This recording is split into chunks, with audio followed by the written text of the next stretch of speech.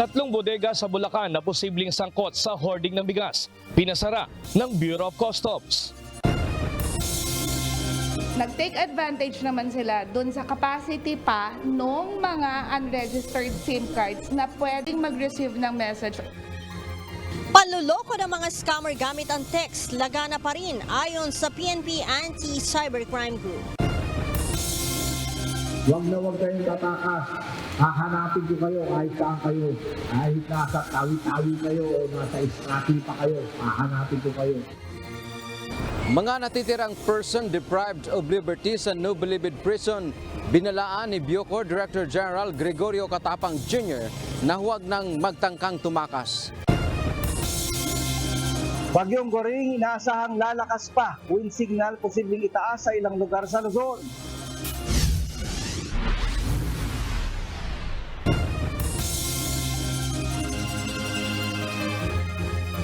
Magandang hapon Pilipinas at sa buong mundo. Una sa ating mga balita. May sapat na supply ng bigas pero iniipit umano ito ng mga trader para tumaas ang presyo. Yan ang naging konklusyon ng ilang mambabatas sa ginawang inspeksyon sa mga bodega sa Intercity Rice Mill sa Bukawi, Bulacan kanina. Ito ang balita ni Nestor Torres, live. Nestor, gaano karami ang nakitang supply ng bigas at gaano katagal nang nakaimbak ang mga yan sa mga bodega dyan sa Bulacan? Monica, hindi bababa sa 300 kaban ng imported na bigas ang nakita sa loob ng tatlong warehouse dito sa Bukawi Intercity. Tinatayang nasa 3 buwan na itong naka-stock ayon sa BOC. Nag-inspeksyon kaninang umaga sa malalaking bodega ng bigas sa Intercity Rice Mill sa Bukawi, Bulacan ang Bureau of Customs at Department of Agriculture kasama ang ilang mambabatas sa pangunguna ni House Speaker Martin. Tumambad sa kanila ang maraming nakakamadang mga imported na bigas sa FS Rice Mill, San Pedro Rice Mill at Great Harvest Rice Mill. Nang usisain, 3 buwan na palang naka-stock sa mga bodega ang mga bigas na galing Vietnam at Thailand. Ayon kay House Speaker Martin Romualdez, maliwanag na hoarding ang ginawa dito ng mga importer. Greed. Moderate your greed lang. Lahat pwede naman tayo dito, walang problema tayo. Pero yun naman yun, nakikita nyo, moderate mo na lang kasi nakikita nila, uy, atas yung presyo ng Vietnam rice o Thailand rice, sundan na lang natin. Ipitin muna natin yung supply para abangan natin yung pag-akyat. Pag naman, di ba? Tutol din si House Speaker Romualdez na mag-stock ang mga importer ng bigas ng 3 buwan sa bodega. Anya, hindi ito dapat tumagal ng 1 buwan lalo't sinasabi nila na wala naman palang shortage ng bigas. Anya, marami naman palang nakarating sa bansa na imported na bigas galing Vietnam at Thailand. Ang dapat na nito ay ibenta ng mura o di kaya ay ibenta sa Kadiwa Store. May sapat na supply, i-unload, ibaba na, may tumuhin na Kadiwa, the very least, no? Pero dapat naman talaga ilabas na. Para kung pagbisita natin, yan ang mensahe natin. Nakikiusap tayo sa lahat. Sa mga importer, sa mga trader, di ba? At sa lahat ng mga nandito. Yung mga kapitalista dito. Ibaba na lang. Ipinasara muna ng Bureau of Customs ang 3 bodega habang iniimbestigahan ang kanilang mga dokumento. 15 araw ang ibinigay na palugit sa mga importer para maisumite ang kanilang mga dokumento. Sakaling may kulang o walang maipakitang mga papeles na inaangkat na bigas, kukumpiskahin ang mga ito ng BOC. Kita po natin talagang maraming imported. And we will be requiring them to present the proof of payment of duties and taxes on the imported goods found. Kailangan po natin ma-establish kung talagang legitimate naman ho yung pagpasok ng mga bigas na to at kung tama yung pinagbayaran. At wala hong illegal na sa pagpasok ng mga bigas po. Kompleto naman po kami sa papel. Wala po kami tinatago. So sa inspection, sir, wala. Actually, lahat naman po yan. Lahat po na nandito kasi open naman po kami. Lahat po yan may permit. Yan lang po yung sasabihin. Ayon naman sa chairman ng House Committee on Agriculture and Food na si Quezon Representative Mark Enverga, kung maibebenta ang mga imported na bigas sa mura at sasabayan pa ito ng anihan ng palay sa buwan ng Setyembre, ay posibleng bumalik sa 40 pesos ang kada kilo ng bigas. Tuloy po namin na didinigin ito, particular na kami dito ngayon nakatutok sa presyo. So babantayan din namin yung farm gate price ng pagbibili in the coming 2 weeks, para masiguro natin walang magsasamantala rin doon sa pagbili ng mataas na presyo sa farm gate. Monica, ayon kay House Speaker Romualdez, sinabi nito na hindi lang ito ang unang beses na kanilang pagbisita, kundi meron pang mga susunod na pagbisita at inspeksyon na gagawin dito sa Intercity Rice Mill. At pakiusap niya sa lahat ng mga millers at maging sa importers at mga rice mill dito at traders dito sa Bukawi, Bulacan, na sila ay wag nilang gawin itong ang gawin yung imported na bigas dito sa Bukawi kung ito ay hindi naman rehistrado o wala namang dokumento. Babantayan ito ng BOC at ito ay talagang tututukan para maiwasan din yung magkaroon ng hoarding dito sa lugar ng Bukawi, Bulacan. Monica. Nestor, ano ba ang batayan para masabi na nagsagawa ng hoarding ang isang kumpanya? Gaano katagal yung time frame? Kasi ito 3 buwan na parang hindi nila inilabas yung kanilang mga produkto. Pero Nestor, ano yung talagang batayan para masabi na ito ay hoarding talaga? Ayon kay Sir Martin Romualdez, sinabi niya na dapat 1 buwan lang yung pinakamatagal na stock ng bigas na imported dito sa mga warehouse. At pagka tumagal doon ng nasa 3 buwan, masasabi na nila itong hoarding. Okay. So kung mapapatunayan, obviously nag-3 buwan na, so parang lumalabas, nagkaroon talaga ng hoarding, no, Nestor? Kung talaga 1 buwan kailangan na ilabas na, ay lumagpas sila doon. Ano ang maaaring kaharapin na kaso nitong mga importer kung sakasakali nga na sila ay talaga mapatunayan na nag-hoarding? Sa ngayon nga, Monica, kung mapapansin mo sa aking likuran, pinasara itong warehouse dito sa 3 warehouse ng Bukawi at ito ay dadaan sa 15 days na investigasyon ng BOC. Dapat makapagpasa sila ng dokumento at permit. Hindi pa pwedeng kulang, dapat kumpleto na ipasa ito sa BOC. At pagka ito ay kulang yung kanilang dokumento, yung lahat ng kanilang mga bigas ay mapupunta doon sa gobyerno. At ito nga ay magiging parusa din sa kanila at posible rin makasuhan din yung mismong importer dito o sino mang may-ari ng nasabing yung mismong warehouse dito sa bigasan sa Bukawi, Bulacan. Alright. Maraming salamat, Nestor Torres, live na nag-uulat mula sa Bukawi, Bulacan. Iginiit ng ilang mga mambabatas sa dapat aksyonan na agad na Department of Labor and Employment ang panawagang dagdag sahod dahil sa mabilis sa pagtaas ng presyo ng mga pangunahing bilihin. Wala namang katiyakan ng DOLE kung kailan maaaprubahan ang nakabimbing mga petisyon para sa taas sahod sa iba't ibang rehiyon sa bansa. Ito ang balita ni JP Nunez. Pwedeng sumagot kahit categorical, maaaprubahan ba ngayong buwan ang dagdag sahod? Inusisa ni Gabriela Partelis Representative Arlene Brosas sa Department of Labor and Employment kung kailan maaaprubahan ang iba pang nakabinbing wage hike petitions. Sa pagtalakay ng Kamara sa panukalang pondo ng DOLE sa 2024, lumabas na hindi pa pala naaaksyonan ng regional level ng wage boards ang hinihinging dagdag sahod para sa mga manggagawa sa Central Luzon, Calabarzon, Bicol, Western Visayas at Central Visayas. Ayon kay Representative Brosas, napakabigat na ng pasanin ng mga ordinaryong obrero dulot ng pagtaas ng bilihin. Kaya marapat lang sana na maaksyonan na ito sa lalong madaling panahon. 20 pesos ang hinihiling natin pero 20 pesos na cup ng rice ang meron tayo ngayon.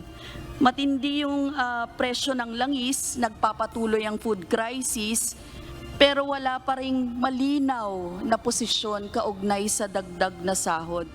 Ayon naman sa DOLE, mayroong Regional Tripartite Wages and Productivity Board na magdedesisyon kung dapat na nga bang itaas ang sahod ng mga manggagawa sa isang rehiyon. Kasama sa bumubuo nito ay ang mga investor o namumuhunan at ang labor force para sa ginagawang konsultasyon. Sa ngayon, nasa iba't ibang level na ng petisyon ang mayroon sa mga rehiyon at may nakatakda na ring mga pagdinig. Gayunman, sinabi ng DOLE na hindi pa tiyak kung posible itong maaprubahan ngayong buwan dahil dadaan pa ito sa mahabang proseso. Whether the decision of the board is to issue wage order this month or not, it's really up to the board. What we can do is really to provide technical assistance to them. Bigyan lang niyo po kami ng konting panahon kasi hindi naman po batay po sa proseso ng Department of Labor and Employment na kung saan kinikilala ang tripartism, dapat po namin pakinggan ang mga manggagawa, ang kinatawan ng manggagawa at saka namumuhunan. Samantala, kasabay ng budget deliberation ng DOLE, nagsagawa naman ng kilos protesta ang labor group na kilusang Mayo 1 sa labas ng House of Representatives. Iginiit ng mga ito na dapat kaltasan ng pondo ang budget ng mga pulis, militar, NTF-ELCAC at confidential funds ng administrasyon upang ilipat sa ibang programa na tutugon sa pagtitiyak ng maayos na sahod, trabaho at karapatan ng mga manggagawang Pilipino. Mas mababa ng 7 billion pesos ang panukalang pondo ng DOLE para sa taong 2024 kumpara sa 47 billion pesos na naaprubahan ngayong 2023. Kabilang sa nabawasan ng alokasyon ang Office of the Secretary at ang Technical Education and Skills Development Authority o TESDA. JP Nunez, UNTV, News and Rescue. Diyos ang aming sandigan, serbisyo publiko ang aming pinahahalagahan. Nagbabala ang Bureau of Corrections o Bucor sa mga natitira pang mga person deprived of liberty sa New Bilibid Prison na wag nang magtangkang tumakas. Samantala, kinumpirma naman ng Bucor na walang mass grave sa loob ng NBP. Ito ang balita ni Dante Amento. Huwag na huwag kayong tatakas. Hahanapin ko kayo kahit saan kayo. Kahit nasa tawi-tawi kayo o nasa istrati pa kayo. Hahanapin ko kayo. Walang person deprived of liberty o PDL na magtatagumpay sa pagtakas. Ito ang mensahe ni Bureau of Corrections Director General Gregorio Pio Katapang Jr. sa mga nagbabalak gumaya sa inmate na si Michael Cataroha. Si Cataroha ang PDL na tumakas sa Bilibid noong July 7 sa pamamagitan ng pagtatago umano sa ilalim ng truck ng basura. Kinalaunan, natuntun din siya ng mga pulis sa kanilang bahay sa Rizal. Bunsod ng insidente, naghigpit lalo ngayon ang Bucor sa seguridad sa NBP. Bukod sa pagpapatupad ng cashless transactions, pinagiba na rin ang mga kubol. Sasailalim din sa mas mahigpit na inspeksyon ang mga dadalaw sa PDLs. Dahil doon nangyayari ang mga transaksyon na illegal. Bentahan ng droga, o nagsusugal kahit gabi na. So dapat may oras na, takdang oras na dapat matutulog na kayo, takdang oras na nagising kayo at may oras na nagre-reformation kayo o vocational o nag-aaral.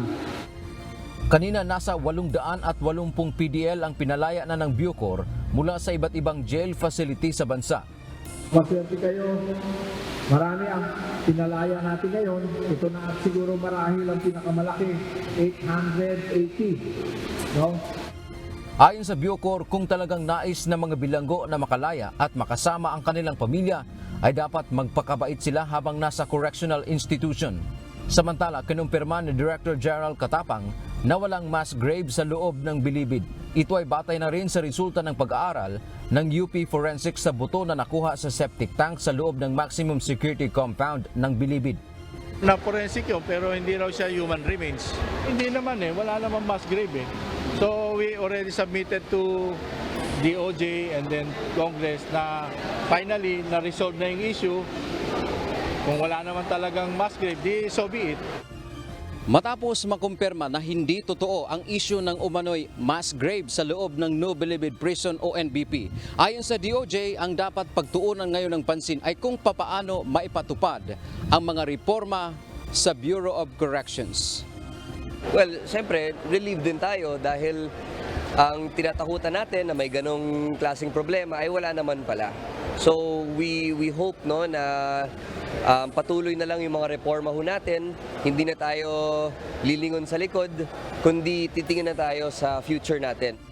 Kabilang sa mga reforma na nais maipatupad ng DOJ sa Bucor ay ang pag-decongest lalo na sa NBP. Ito ay sa pamamagitan ng pag-regionalize sa mga bilangguan at tuluyang maalis ang bilibid.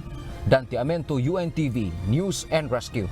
Diyos ang aming sandigan, serbisyo publiko ang aming pinahahalagahan.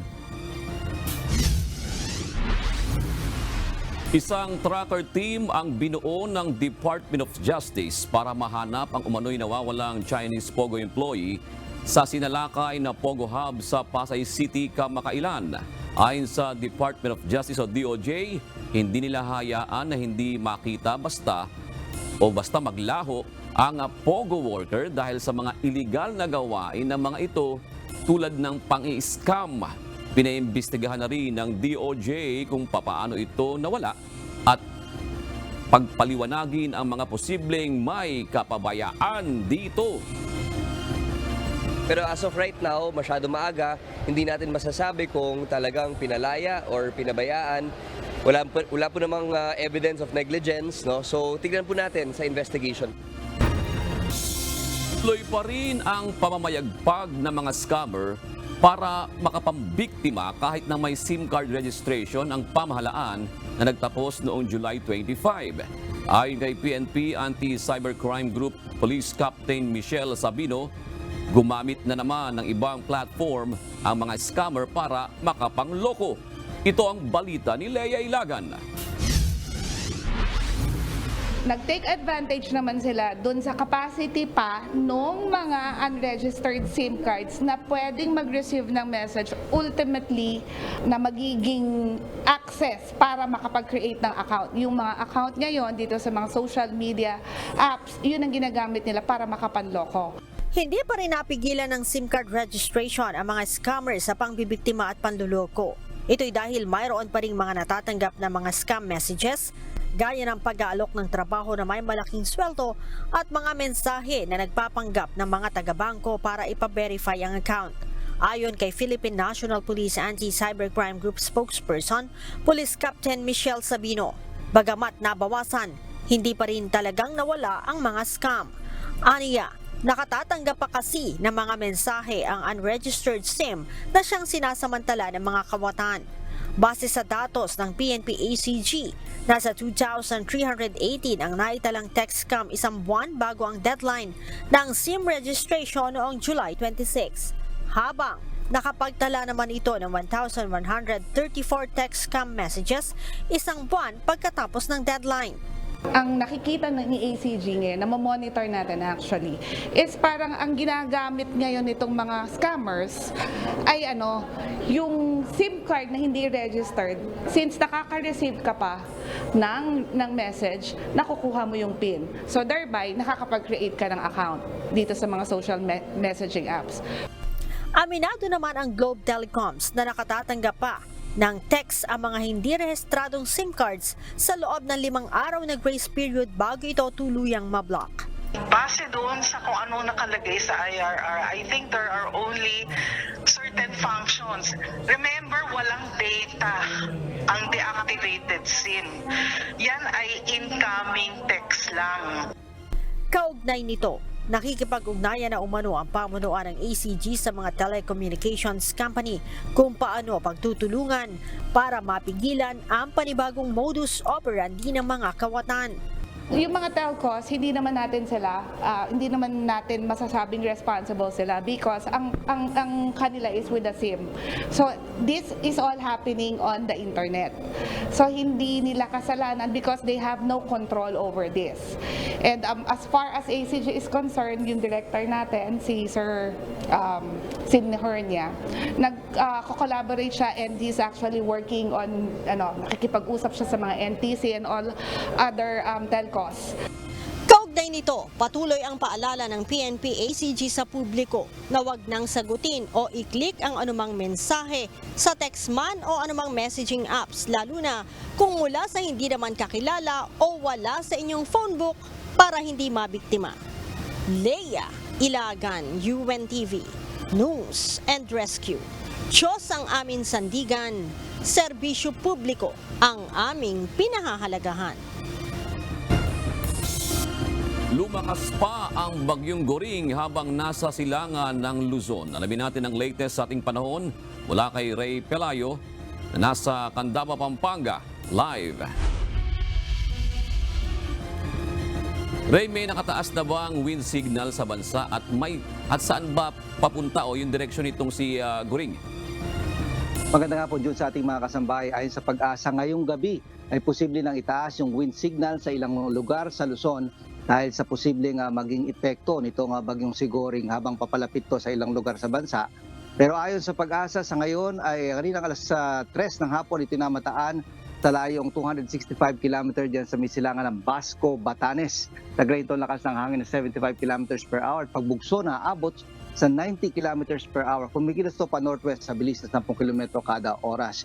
Yung kanyang pinaka-direksyon ngayon, kakaiba nga ito yun, gaya ng binabanggit natin kahapon, yung pasirkular o pabilog, yung kanyang magiging direksyon at medyo magtatagal dyan sa misilangan ng Luzon. Mga sinasabi, mga 5 days, posibleng nandyan siya sa may East Philippine Sea. At bago ito pumunta dyan sa pagitan ng Batanes at ng Cagayan. At inaasahan nga na mas lalakas pa, nasa tropical storm category ito ngayon, subalit hanggang Monday ay posible na ito na maging typhoon category. Kaya sa ngayon ay pinaghahanda na yung ilang lugar dyan sa may area ng North Luzon. Subalit yung habagat ngayon nakaka-apekto sa ilang lugar din sa ating bansa. Yung buntot ni Goring ay nakaka-apekto sa Cordillera Administrative Region, kasama na rin yung Cagayan Valley. Ito namang Metro Manila at nalabing bahagi ng Luzon ay naapektuhan ng habagat, kasama na yung area ng Western Visayas, yung Panay Negros Island at maging yung Zamboanga Peninsula. Makakaranas pa rin dyan ng kalat-kalat na mga pag-ulan. By Sunday and Monday, June, in-expect natin na mas lalakas itong habagat na hahatakin itong bagyong si Goring at inaasahan nga na magdudulot to ng mga pag-ulan sa malaking bahagi ng ating bansa. Yan ang ating antabayanan, Jude. Oo, kasi ang inaantabayan din ngayon ng mga Pilipino, yun, lalo na yung mga dadalo sa opening ng FIBA World Cup bukas, kung maapektuhan ba itong bahagi ng Bulacan ng bagyong Goring na yan. Kung direct effect, June, wala tayong nakikita sa ngayon na based doon sa mga forecast ng Pag-asa na direktang epekto nitong bagyong si Goring dyan sa may area ng Bulacan. Pero ang posible na magkaroon tayo ng malalakas na mga pag-ulan ay yung pinagsanin ng pwersa ng habagat ay yung mga localized thunderstorms. Kaninang umaga, June, naka-experience tayo niyan dito sa Metro Manila, sa area ng Metro Manila. Subalit, in-expect natin bukas, mas maaari na unti-unting lalakas yung pag-iral nitong habagat at alam naman natin na kapag yan ay kahit mga thunderstorms lamang o yan ay habagat lamang, pero maaari yan magbuhos ng malalakas na mga pag-ulan, Jude. Yamang nasa Candaba ka, Ray. Kumusta naman ang tubig dyan? Nababasa na ba yung mga pagbaha? Nakadaloy na ba yung tubig, Ray? Malaki ang ikinati o binabaw ng tubig dito, pero yung mga ilog ay mga puno pa sa ngayon. Yung dinaan natin kanina na mga ilog din sa may area ng Bulacan, medyo malalabo pa yung mga tubig. Ibig sabihin may mga nanggagaling pa rin na mga pag-ulan dyan sa mga bulumundukin like sa part ng Sierra Madre, at ito ay patuloy na humuhugos dito papunta sa may mga Pampanga River at ilang pa mga channels natin dito sa may area ng Bulacan, June. At nakikita dito lang mismo sa area natin, mataas ngayon yung tubig sa ilog natin. Pero kahit na mataas pa rin ang tubig diyan sa mga lugar na nabanggit mo, yung mga dam natin ay bumababa naman ang level ng tubig, Ray. Fortunately kanina, Juno, nakita natin yung Angat Dam, merong kaunting pag-angat, at yung area din yung maging yung Ipo at Lamesa Dam ay nagkakaroon ng recovery hanggang sa ngayon. At ayon sa MWSS, kaya nga hindi nila kumbaga hinihingi na yung additional na alokasyon at maaaring baka next month or depende dito sa magiging buhos na dadaling ulan na ibubuhos na dadaling itong pag pinagsabi na pwersa ng habagat at ni Goring. At nakikita nga natin, baka yun malaking possibility na itong habagat ay magpaulan dyan sa may watershed ng Angat at dun pa sa mga watershed ng Ipo at ng Lemesa Dam. Ibig ba sabihin parang pwedeng magbago naman yung aksyon na ginagawa ng Maynila doon sa mga lugar naman, halimbawa Las Piñas, Cavite, na nagkaroon ng water supply interruption? Yes, Jun, speaking of supply talaga, wala tayo nakikita na problema sa ngayon. Ang binabanggit ng mga konsesyonaryo ay yung kanilang maintenance na sinasabi or kung magkakaproblema yung Putatan Treatment Plant, yan ikumukuha ng tubig dyan sa may area ng Laguna Lake. Kung yung treatment plant mismo ang may problema, yun ang so far sa ngayon hindi pa natin alam yung ibang detalye dyan. Pero kung supply ng tubig sa ngayon yun, napakataas ngayon ng Angat Dam at naka-20 metro yung idinagdag dito doon sa mga dumaang bagyo noong mga nakaraan nating linggo at buwan, June. Okay, good news yan, Ray. Maraming salamat, Ray Pelayo. Kinatasan na ni Department of Social Welfare and Development Secretary Rex Gatchalian ang ilan sa kanilang regional offices na magsagawa ng inventory sa kanilang relief goods bilang paghahanda sa epekto ng Bagyong Goring. Kabilang sa inarelto ng kalihim ang kanilang field offices sa Cagayan Valley, Bicol at Calabarzon regions. Ayon sa kalihim, dapat masiguro na mayroong sapat na stock ng mga relief items na kakailanganin ng ating mga kababayan na posibleng ilikas dahil sa banta ng bagyo. Base sa report ng Pag-asa, inaasahang lalakas pa ang Bagyong Goring sa mga susunod na araw na posible ring magdala ng malalakas na pag-ulan. Narito naman ang mga balitang nakalap ng UNTV News Global Correspondents. Iyan sa atin ni Jonah Privado mula sa United Kingdom.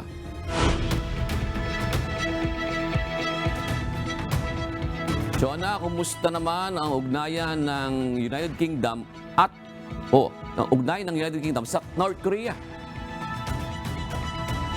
Magandang gabi, June. There's a significant growth in trade between UK and North Korea, as it grew by almost 50% to £103 million from Q1 of 2022 to Q1 of 2023. The UK sold £65 million of goods and services to North Korea, while imports rose to £38 million. Despite these gains, North Korea's trade remains under 0.1% of UK's total. Balik sa'yo, June. Okay. Alright, Jonah, ibigay mo na ang iba pang mga balita sa iba't ibang panig ng daigdig. Magandang gabi naman sa inyo dyan sa Pilipinas. Nabigo muling maglunsod ang North Korea ng spy satellite sa himpapawid. Kaya naman ayon sa Space Authority ng bansa, susubukan muli nila ito sa Oktubre. Ito ang balita ni Ray John Bolivar.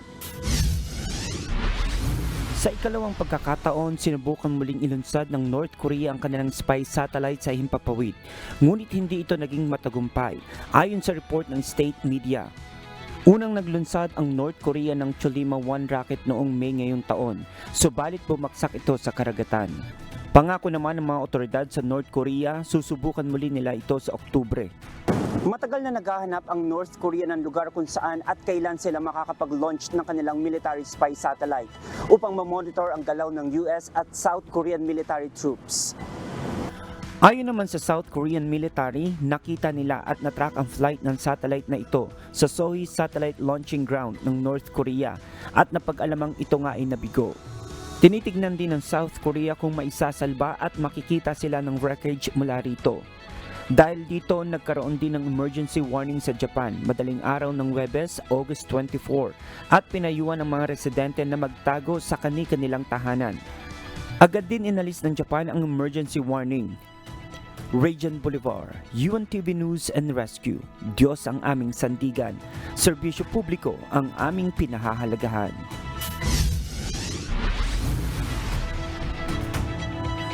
Pinumula na ng Tokyo Electric Power ang pagpapakawala ng tubig sa Pacific Ocean mula sa Fukushima Nuclear Power Plant. Ito ay hudyat sa decades-long process ng pagpapakawala ng mahigit na sa 1 milyong tonelada ng treated radioactive water sa karagatan. Ginawa ang hakbang 12 taon na ang nakalipas mula nang mangyari ang meltdown sa planta. Batay sa United Nations Atomic Regulator, naaayon sa safety standards ang discharge at walang matinding epekto sa tao at kapaligiran. Kabilang sa mga nakasakay sa bumagsak na eroplano sa Tver region sa Russia, ang leader ng Wagner Group na si Yevgeny Prigozhin ayon sa Moscow. Nangyari ang insidente 2 buwan pagkatapos nitong pangunahan ang isang naiatras na mutiny laban kay Russia President Vladimir Putin. Ito ang balita ni Early Briones.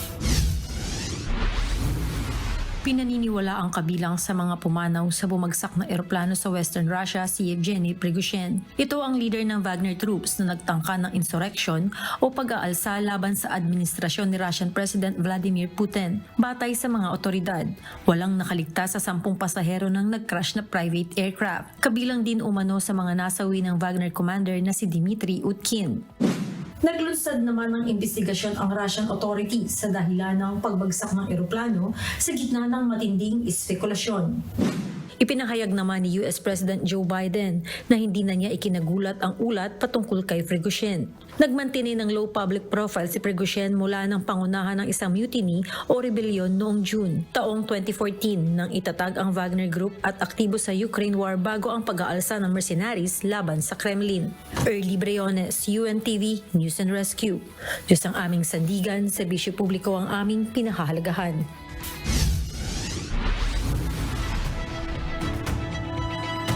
Ipinakilala ng Aptronic, isang robotics company sa Texas, USA, ang humanoid robot na si Apollo kahapon, August 23. Hinalintulad si Apollo sa mga makers nito sa tao, kaya ito ay may taas na 5 feet 8 inches o 170 centimeters at bigat na 160 pounds o 72.6 kilograms. Maaaring gawin ang robot na ito ang mga trabahong nakakainip, marumi at delikado upang hindi ito kailangan gawin ng mga tao. Target naman ng pagtrabahuin si Apollo sa mga logistics company dahil kaya nitong makapagbuhat ng nasa 25 kilograms at kahuin ang mga physically demanding na mga trabaho upang ma-improve ang supply chains at matugunan ang kakulangan ng mga trabahador. Para naman sa CEO ng Aptronic na si Jeff Cardenas, nais nilang gumawa ng versatile robots na gagawa ng mga bagay na ayaw gawin ng mga tao at sa hinaharap ay makapunta sa space.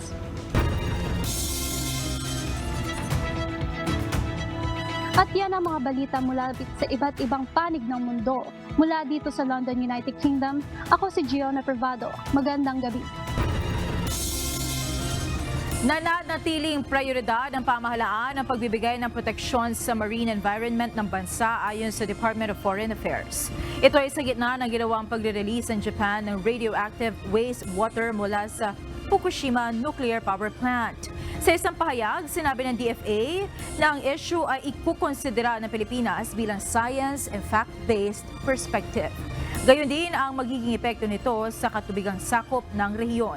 Dagdag pa ng ahensya, kinikilala ng Pilipinas ang technical expertise ng International Atomic Energy Agency hinggil sa gagawing disposal ng radioactive wastewater.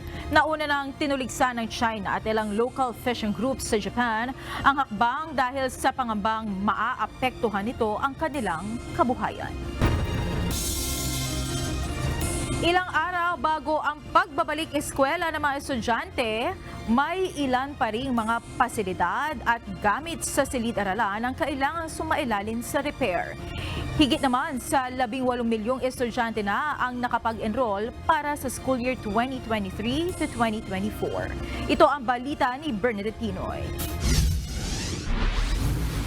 Masasabi ko na kompleto naman kami sa facilities, pero may ilang kaming mga facilities na kailangan din talagang ma-repair.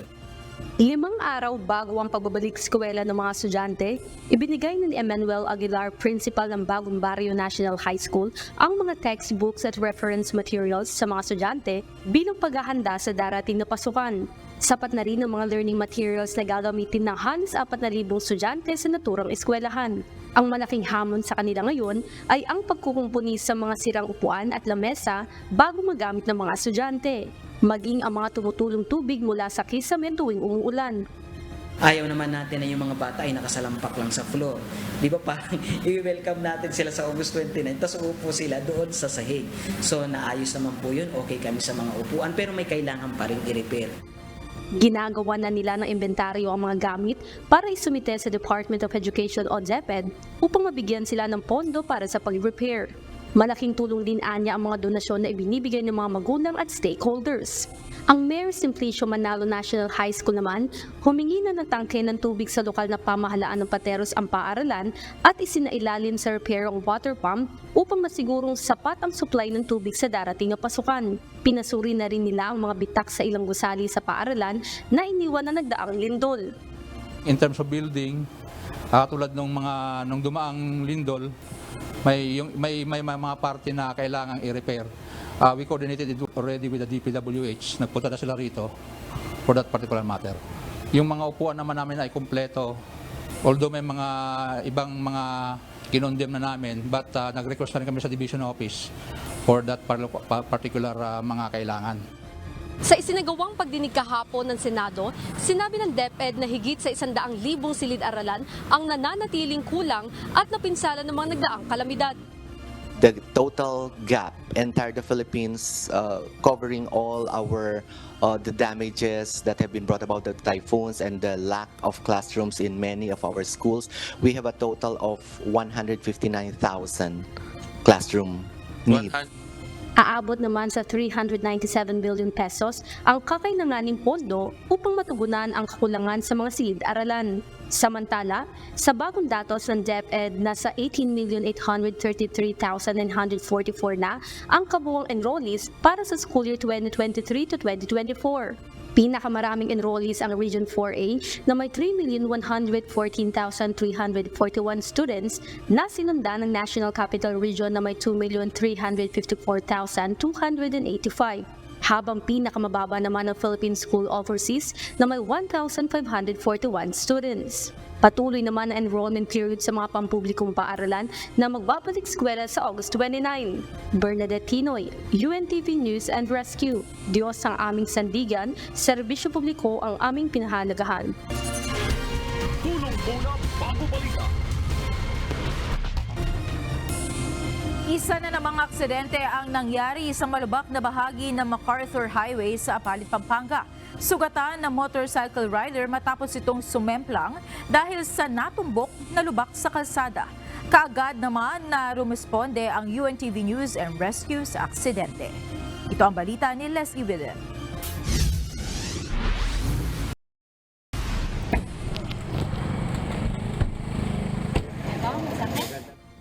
Nakaupo na sa gilid ng gutter nang abutan ng UNTV News and Rescue Team ang magkaibigang sina Ryan Orseo at Steven Nunag na nasangkot sa isang motorcycle self-accident bandang alas 9:45 kagabi.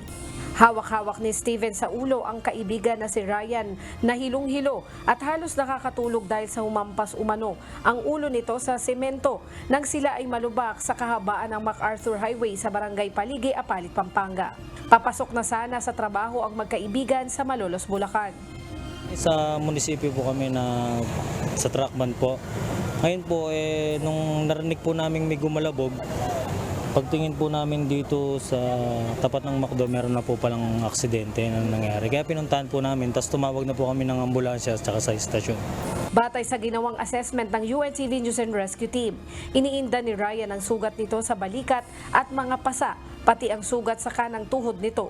Agad na nakatuwang ng grupo ang mga responder ng Apalit Municipal Disaster Risk Reduction and Management Office na siya nang nagdala sa magkaibigan sa ospital. Sana po wag po kayong magsawang tumulong sa mga ganyang mga aksidenteng nangyayari po dito sa lugar natin. Leslie Widem, UNTV News and Rescue. Diyos ang aming sandigan, serbisyo publiko ang aming pinahalagahan. Handa ang Partido Federal ng Pilipinas na makipag-alyansa sa mga partido na mayroong kaparehong pananaw sa politika. Ito ang inihayag ni Pangulong Ferdinand Marcos Jr. kaalinsabay ng panunumpa ng mga bagong miyembro ng Partido Federal ng Pilipinas na idinaos sa Malacanang kanina. Naniniwala si PBBM na susi ang pagkakaisa upang maisakatuparan ang mga adhikain ng administrasyon para sa ikauunlad ng bayan. We have now a bigger group who is continuing to work for the advocacy of improving the government bureaucracy, of improving the power situation in the Philippines, in the sense that we are trying to make our political system as stable as possible. Kasama sa mga nanumpa kanina bilang bagong kasapi ng Partido Federal ng Pilipinas, si Ilocos Norte 1st District Representative Sandro Marcos. Idineklara ni Pangulong Ferdinand Marcos Jr. na special non-working holiday sa buong probinsya ng Ilocos Norte sa darating na September 11.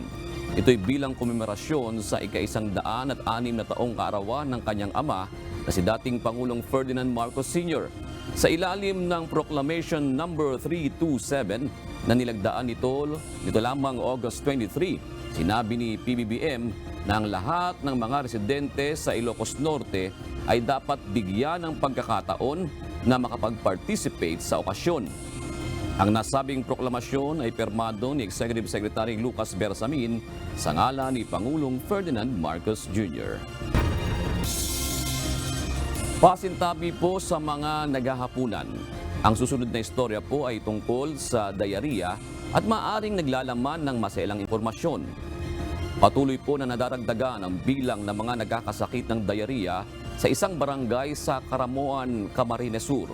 Samantala, umakyat na sa 5 residente ang naitalang nasawi dahil sa diarrhea. Ipinasuri na ang sample ng tubig mula sa deep well sa barangay kung saan sila kumukuha ng inuming tubig. Ito ang balita ni Jerry Galicia.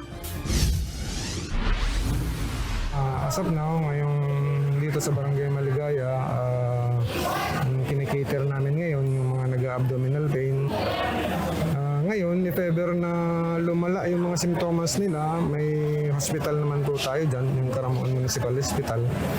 Anytime, pwede naman sila pumunta doon. Patuloy pang nadaragdagan ang mga nagkakasakit ng diarrhea sa Barangay Maligaya sa bayan ng Caramoan, Camarines Sur. Sa dami ng pasyente na nakararanas ng pagtatae, pananakit ng tiyan at panghihina, sa isang covered court na lang sila dinadala upang i-assess. Dito na rin nilalagyan ng swero ang mga apektadong residente bilang pangunang lunas, habang dinadala naman sa Bicol Medical Center at Medicare Hospital ng Gatchitoren ang malalang mga kaso. Ayon sa Provincial Health Office, posibleng tubig mula sa deep well sa barangay ang sanhi ng pagkakasakit ng mga residente sa lugar. Sa ngayon, umabot na sa 5 ang nasawi habang hindi pa matiyak ang bilang ng mga nasa ospital at nasa kanilang mga bahay na nakararanas ng pananakit ng tiyan at sintomas ng diarrhea. Data with regards to that. As of now po, Tabi, we are consolidating all the reports, so we are still waiting po para makonsolidate na po sila. So we could not give itong exact numbers po kasi ni yung kay Puanta pa pong i-consolidate ang gabos na reports. Isa si Mang Melanio sa mga nakaranas ng diarrhea at ang suspetsya niya sa iniinom nilang tubig niya ito nakuha. Tumatay po akong tubig na po hanggang sa inabutan ako naghihina na. Mapunta ka sana ako sa Garchi, kaya lang sabi doon, marami na doon ang nagpuntang taga rito. Nanawagan po ko sa tuyang pamahalaan na sa tuyang gobyerno. Sana mapalitan naman po ang aming kinukunan ng tubig. Makakuha na kami ng itong inumin talagang. Kumuha na ng water sample mula sa deep well ang matauhan ng health office upang ipasuri kung kontaminado ito. Nagbigay na ang lokal na pamahalaan ng malinis na tubig na mainom ng mga residente. Jerry Galicia, UNTV News and Rescue. Diyos ang aming sandigan, serbisyo publiko ang aming pinahahalagahan.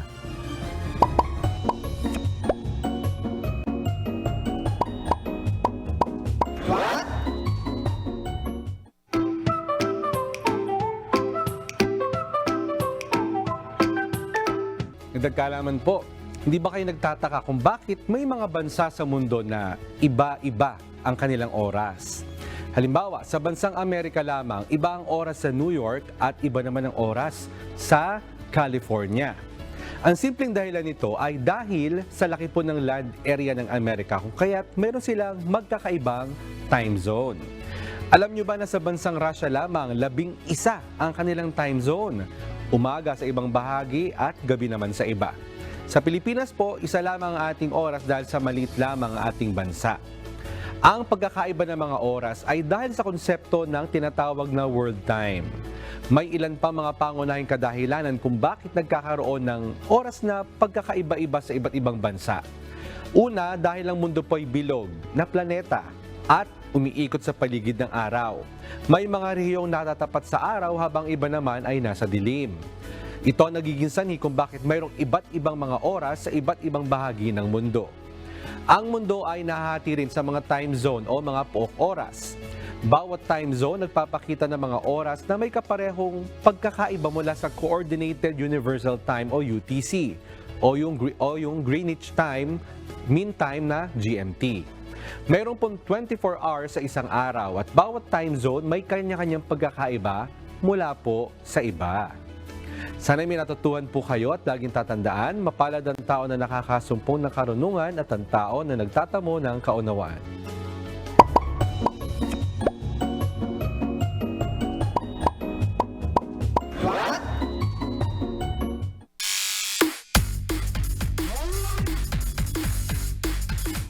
Nagbigay karangalan sa bansa ang basketball legend na si Kaloyloy Saga bilang kauna-unahang Pinoy na nakasama sa FIBA Hall of Fame. Inihayag naman ni Coach Chot Reyes na nananatiling nakaangkla sa puso mentality ang Gilas Pilipinas. Habang sinabi naman ni Coach Steve Kerr na pipiliting makuha ng Team USA ang gintong medalya. Ito ang balita ni Rina Villamor Camara. We're really excited to be here. We can feel the passion of the fans everywhere we go. This is going to be a big event here in the Philippines, and we're thrilled to be part of it. Dumating na sa Pilipinas ang World No. 2 Team USA bago pa ang kanilang opening match sa Sabado. Makakabangga ng Team USA ang kupunan ng Greece, New Zealand at Jordan o mga bansa sa ilalim ng Group C. Sa pangunguna ni Coach Steve Kerr, nais nilang lumikha ng kasaysayan na makamit ang 6 na World Cup title sa pagtatapos ng FIBA Games ngayong taon. We're going to compete. We're going to play as hard as we can. We're going to try to win a gold medal. Dahil sa dami ng star players sa hanin ng Team USA, sila ang tinaguriang crowd's favorite. Pinuno naman ng media ang press conference ng kupunan sa Mall of Asia Arena kung saan ang dating Chicago Bulls sharpshooter at kasalukuyang mentor ng Golden State Warriors na si Steve Kerr at Jalen Brunson ng New York Knicks ang dumalo sa event. Ipinahagi rin ni Coach Kerr ang kanyang mga na-experience sa World Cup noong 1986. I have great memories of my experience playing in the World Cup in 1986 in Spain, and we won the gold medal. We beat the Russian team by 2 points, I think, or 1 point in the gold medal game. I tore my ACL in the semifinal game, which was obviously a very difficult thing to go through, but to be part of that team and I have my gold medal and at home and look at it occasionally is a wonderful experience for me. Nakapaglaro ang team ni Coach Kerr ng 5 tune-up games sa Las Vegas, Spain at United Arab Emirates bago pa man sila tumungo sa bansa. Nag-enjoy din sila sa UAE kung saan nakapasyal ang mga miyembro ng kupunan kasama ang kanilang pamilya. Bilang bakasyon din ngayon sa NBA.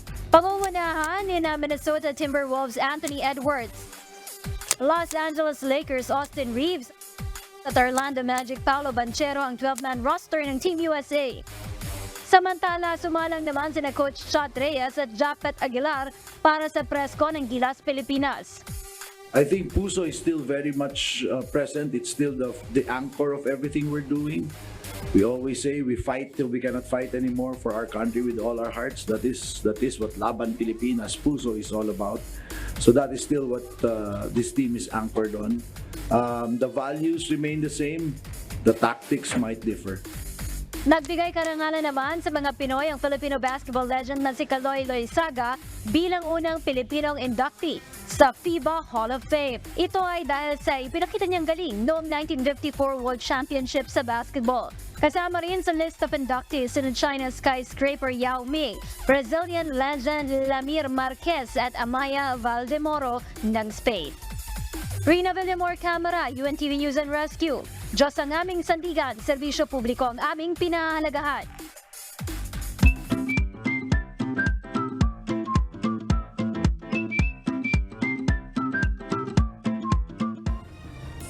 Yan, ang ating mga kausi, ito na kagad, hinggil sa hoarding ng bigas, ang kinumentaryohan po ni Amelia Rogas Kagaskas. Sabi niya po, sana naman ibenta sa kadiwa at sa mga pamilihan sa buong Pilipinas sa mababang halaga. Maawa naman po sila sa mga may hirap na Pilipino.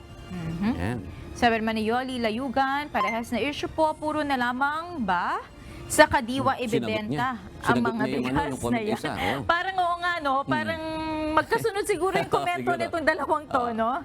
Paano naman ang mga palengke kamamahal ng mga bigas? Dapat nila sa kadiwa, sa pamilihan. Hindi, sabi naman ni Kagaskas, ni Ginang Kagaskas, Miss Kagaskas, sa pamilihan din. Baka na ano lang ng pagbasa. Oo. Ito naman po, hinggil sa Bagyong Goring, si Net Pangilinan, sabi niya, pag-pray po natin. Correct po yan. Na sana, di tumuloy ang bagyo para walang mapinsalang kabuhayan at pinsala sa mga lugar na maapektuhan. Yan po ang pinakamabisa talaga ang panalangin. Tsaka lalo ngayon, malapit na yata ang harvest season, ano? Oo. Sayang naman kung mababagyo na naman, maapektuhan na naman, correct, maapektuhan na naman yung mga pananim at mararamdaman na naman natin yan. Tungkol naman po sa issue ng classrooms na kailangan pa ayusin, sabi ni Mario Oliveros, dapat turuan din ang mga estudyante na maging masinop at pahalagahan ng mga gamit at pasilidad ng paaralan para laging maayos at tumagal ang paggamit nito. Correct. Sabi naman po dito sa issue ng text scams, sabi po ni Edgardo Balmores, in my experience and observation, nakatulong at nakabawas din ng SIM registration. Pero sad to say, hindi pa rin totally nasugpo o nawala. At lumipat naman sila sa social media like FB at Messenger. May mga nakakalusot pa rin no, Correct, sa text. Nakailang beses rin ako tanggap pa rin ng mga text messages na parang dati. Bablock nyo na lang. Ako hindi ko na lang din talaga pinapansin And hopefully, eventually, talagang mawala yan. Kasi minsan, ewan ko lang, ako nakakaano rin yun. Parang paano nila nakukuha yung number. Siguro, minsan pag umu-order ka rin online. Kasi di ba, sa Facebook, minsan may mga halimbawa, tulad ko, experience ko, bibili ako ng isang additives sa kotse. Talagay mo doon, siyempre may mga number kang binibigay doon. Paano tayo makakasiguro na yun naiingatan din naman ng mga binibilhan natin, di ba? Oo. Meron akong, hindi ko alam kung nabasa ko to, minsan nag-random din sila As in, random lang na alam mo yun, nagte-text ng mga numbers and siguro umaasa na meron. Kasi uso naman ng only text. Wala namang bawas yung messages nila. So yung iba ganun yung ginagawa. Pero maaari din yung ganun, yung nag-register ka, nakuha nila sa database ng kung saan man. Kaya mag-iingat talaga tayo pag tayo nag-i-input ng ating mga data. Nakakapagtaka minsan, June. Kilala ka. Ayun ang nakakatakot kasi ibig sabihin may nakuhanan talaga siyang database, hindi ba? Ito na, tayo po ay magsha-shoutout na sa ating mga kausi ngayong araw. Unahin na po natin si at Fred Sanke at Dulcissimo Mission at Hans Dracar. Bagong mga pangalan. Dulcissimo. Matamis siguro yun. Kasi pagka yung nanay ko na pag sinabi, bumili ka ng dulce. Ano yun? Candy. Candy. So, parang gano'n. Diba? Ito naman po si Jonezar Samonte Jr. Sorry po. Si Danilo Duyag at si Gimbuayan Jolimer. Tama ba? Joel Kakaiba yung mga pangalan ng ating kausi, sorry po kung medyo baka nami-mispronounce natin, di ba? Oo, kakaiba. Kasi bago sa pandinig po talaga namin. So salamat po. Ibig sabihin, may bago tayong subscriber. Oo, mga bagong kausi yan. Kasi hindi sila makapag-comment pag hindi sila subscriber. Ganun ba yun? Hindi ka ba makaka-comment? Yung turn on yun Yung mga magko-comment, yung mga subscriber. Okay, so maraming salamat po sa inyong pag-subscribe at sa pagko-comment na rin. Narito ang salita ng Diyos na ating sandigan mula sa aklat ng mga kawikaan, 13:9 hanggang 10 na nagsasabi, ang ilaw ng matuwid ay nagagalak, ngunit ang ilawan ng masama ay papatayin. Sa kapalaluan, ang dumarating ay pagtatalo lamang, ngunit ang karunungan ay nangasa ng aturuang maigi.